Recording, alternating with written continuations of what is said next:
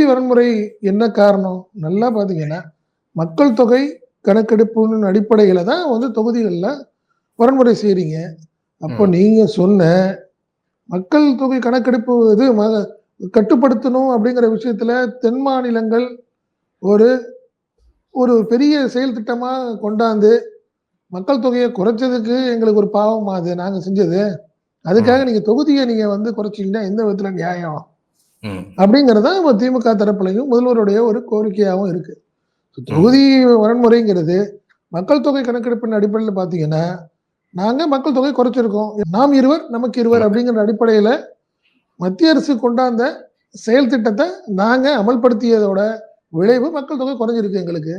But ம். அதே சமயத்துல வடமாநிலங்கள்ல மக்கள் தொகை குறையல. மக்கள் ம். தொகை அதிகமாயிருக்கு. அதனால தொகுதிகள்லாம் நீங்க அதிகப்படுத்தி எங்கள குறைச்சீங்கன்னா, வருங்காலங்கள்ல தமிழகத்திற்கான வளர்ச்சி திட்டங்களா இருக்கட்டும், நீங்க நிதி எல்லாமே குறையறதுக்கான வாய்ப்பு. 2வது நம்மளுடைய பிரதிநிதித்துவம் குறைய குறைய நம்மளுக்கான இம்பார்ட்டன்ஸ் குறைஞ்சிரும்.